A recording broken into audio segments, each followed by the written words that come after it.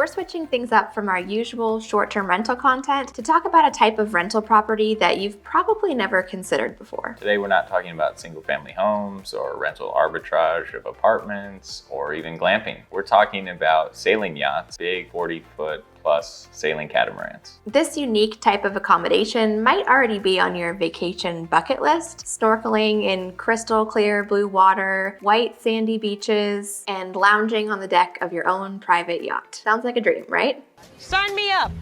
But what most people probably don't know is that you can actually purchase these yachts with financing and then effectively operate them like a short-term rental. A short-term rental on water that has the potential to become a hands-off passive income source once it's entered into a sailing charter fleet. If you follow us on social media, you might have noticed that we recently took a 10-day sailing vacation to the US and British Virgin Islands. And since we've got back, we've really concluded that that definitely won't be our last sailing trip. On Instagram, you asked for all of the details of that trip, what it cost, where we went, what we did, what we ate. So we've compiled all of those questions into this video for you today. But we've also been doing some research about what it takes to buy a sailing yacht ourselves, and we're going to share all those details with you today as well. And be sure to stick through to the end, because then we'll be sharing a family member's actual experience owning a sailboat in a charter program in the Virgin Islands, and not only how their experience with that went, but how the selling of that boat at the end of their contract went as well.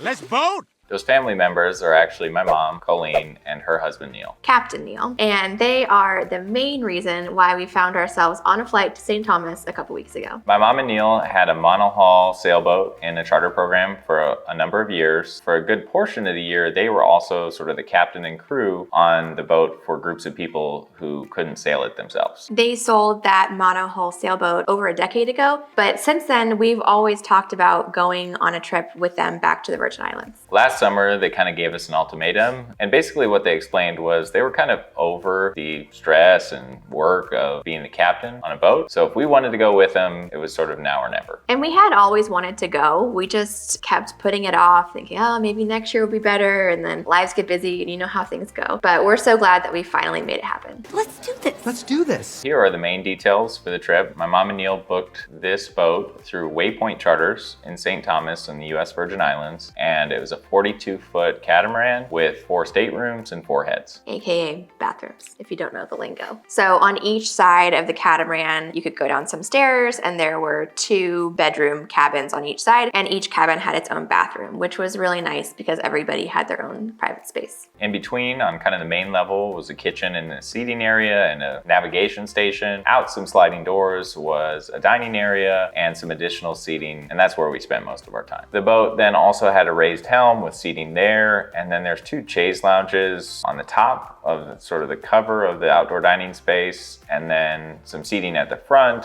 with a trampoline in between the 2 halls. It's a big boat with plenty of room to spread out. There were 8 of us on the boat, and one of the things that I was nervous about was everybody feeling a little bit crammed on there, being on there for over a week. But there were so many little spaces to hang out all over outside of the boat that it was a non-issue. The total cost for renting a boat was $9,000 for 8 nights. But then there were a few extra fees like fuel, mooring costs, and customs fees as we moved around between the US and the British Virgin Islands. And the total cost of all of that, not including flights, was around $10,800, which we then split between 8 people or 4 couples. There were really a couple features of the boat that made the trip a lot more enjoyable, and we based the decision on this boat based on my mom and Neil's previous experience with boats that didn't have these things. The first was air conditioning. It was warm there even at night, and being able to run the AC while we were sleeping was huge. We honestly didn't really run it during the day. We just keep like the sliding doors open or open windows, but definitely came in clutch at night. The second was the fresh water maker. It desalinates and filters ocean water, so then all the water that comes out of taps is fresh water and drinkable. And then the third was the flat top grill outside. Most of these sailing charter boats have a barbecue of some sort, and a standard propane grill would have been nice too, but we ended up having some really good good meals made on the flat top. My brother-in-law, Zach, was our grill master, and he made some awesome meals. He made fried rice, he made smash burgers one night. We definitely ate well. And that was one question that a lot of you asked. How was the food? What did you eat? You know, some variation of that question. How did you survive? Well, let me tell you. There was really only one like full grocery store that we encountered on the whole trip throughout all of the islands that we went to. And that was on the very first day in St. Thomas. Thankfully, my mom and Neil had done this tons of times and they knew that. And so starting a few weeks before, we kind of laid out the itinerary of the trip, where we'd be stopping, what restaurants were available, and then concluding about which nights we'd be cooking meals on the boat. Some of our stopping points were just a remote beach with no restaurants or anything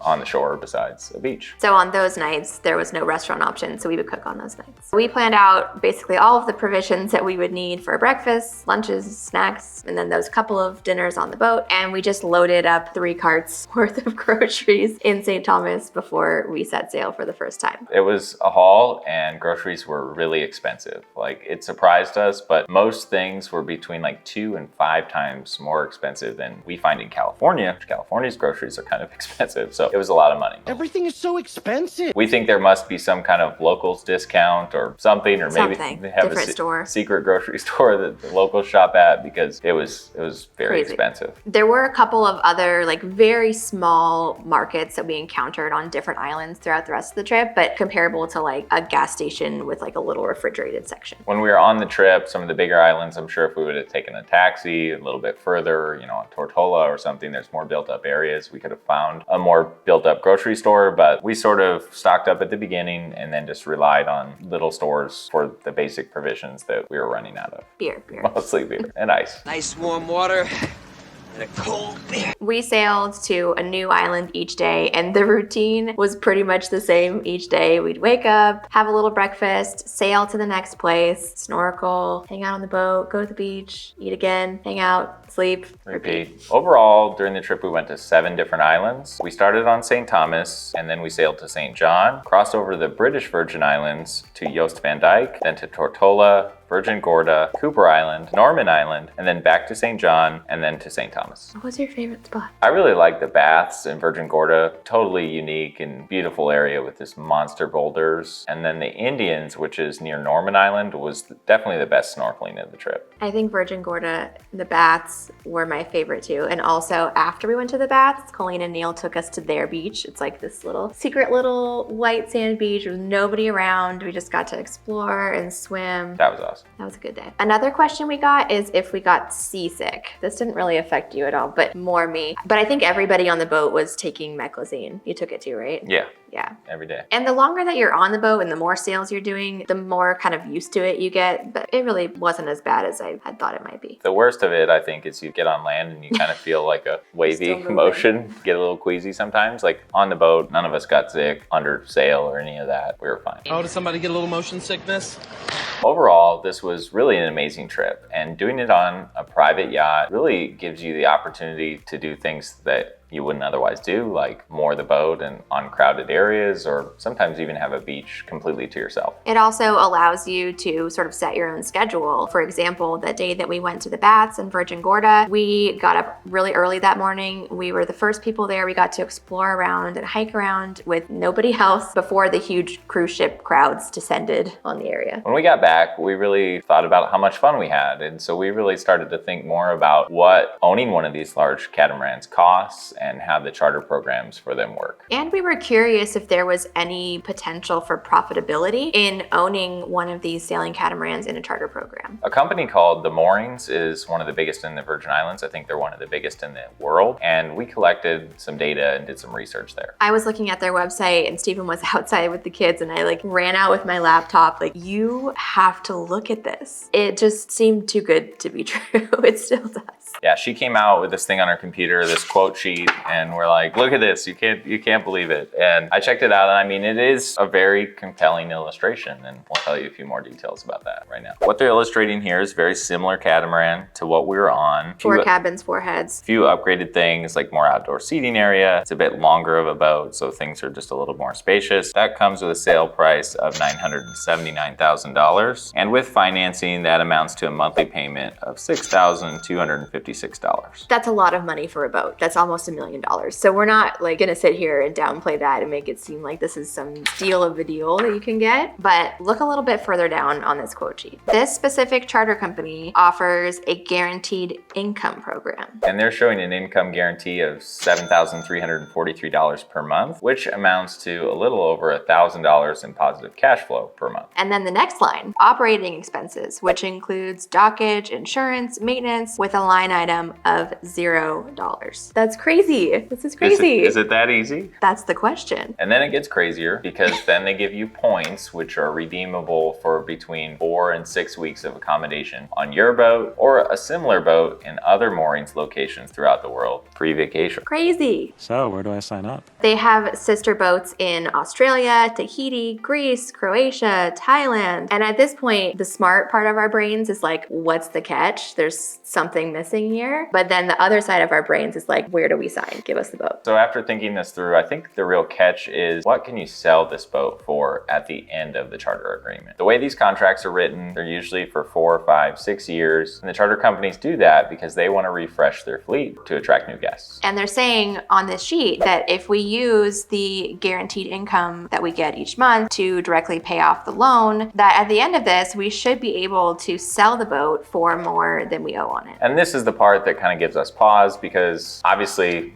they're forecasting depreciation and the value of a boat in 5 years into the future. And especially in today's volatile economy, who really knows what boats are going to be worth in 5 years? Obviously, it's not going to be worth zero or anything like that, but there's a chance that it is actually sold for less than their illustration, and this is something to keep in mind. But even with all of that speculation in mind, we're still like, man, that would be so cool to just be able to travel around the world and really only have to pay for provisions and flights and mooring fees and, the little added stuff. I mean, I'm sure it's more complicated than that, and we know that there are certifications that you have to get to be able to sail the boat, all that. Still, that little where do we sign bird is chirping. We called up Captain Neil because he's been through this, and this was more than a decade ago when they sold the boat and even longer when they were actually operating the charter company. So we just kind of wanted to get his perspective, and here's what he said. Basically, he said their overall experience was positive, but they had a series of unforeseen events that made the resale of their boat a little more difficult than they had anticipated. And in the end, they would consider it more of a lifestyle purchase and not really like an investment opportunity that you get to also use. But there were some great tax benefits. And so here's what we mean by all of that. They bought their 49-foot monohull in the year 2000 for $285,000, and it was a 3-cabin and 3-head boat. And as a side note, they named their boat YOLO before YOLO was like a thing. So 23 years ago, trendsetters. they were on it.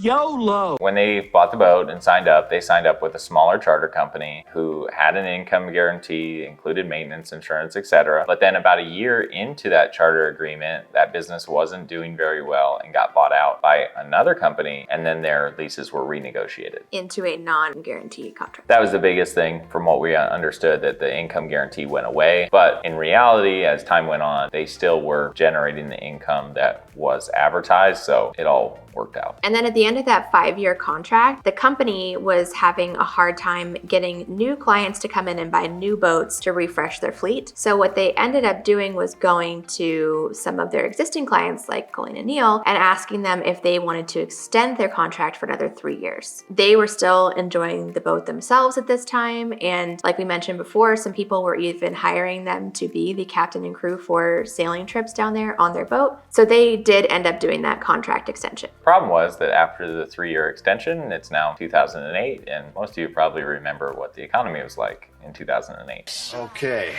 well, let's see, the economy's in the toilet. They ended up not being able to sell the boat very easily in the Virgin Islands, and during the time between when their contract was up and they did sell the boat, they were still having to make those finance payments with no income coming in, along with insurance and maintenance. This was really where they kind of had their own real YOLO moment, and they left their careers behind. They spent the next year sailing all the way from the Virgin Islands to Trinidad and Tobago and all the way back. I was actually able to join them in St. Lucia and sail for 10 days in that area. And this was my first experience on a big sailboat, and it was an unforgettable time. Once that adventure was done, they were ready again to try and sell the boat, but that resale market in the Virgin Islands was still super saturated. What they ended up deciding to do is sail the boat to the United States, and they ended up selling the boat in Maryland in 2009 for right around $100,000. That was lower than they had ideally hoped in optimistic financial times, but as we mentioned, there's a lot of factors going on there, and the boat was 9 years old at this time. So we asked Captain Neil, if you're looking back on all of this, would you consider this like an investment purchase that didn't really go as planned because of all the different economic factors, or would you consider that just pretty much a lifestyle purchase? And he said it is a lifestyle purchase. If you're someone who enjoys to be on the water or traveling around to different locations via boat, and you have the ability to take the time out of whatever you do for work to do that, then it really is an interesting opportunity. He also mentioned that the opportunity can become even more enticing if you are a high income earner and are looking to offset that income with tax write-offs. Boats are known to have high depreciation and maintenance costs and all of the other things, insurance that come along with it. We aren't tax experts, so this isn't tax advice, but it is something that has piqued our interest even more. So we're buying a catamaran or what?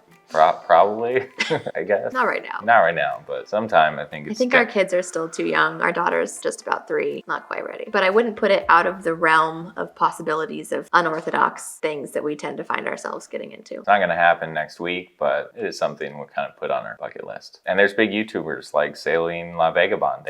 They do it with little kids. We can make it happen. Those kids were like born on the boat. Our kids are wild. They learn. But hey, whatever, let's do it. I'm down. Let us know in the comments what you think about the world of sailing charters. Or maybe you have direct experience with ownership in the sailing charter program, in which case, let us know all about it in the comments and take us with you on your next trip, maybe. That's all for today. We'll put another video here on the screen that we think you'll want to watch next. Thanks for watching, and we'll see you in the next video.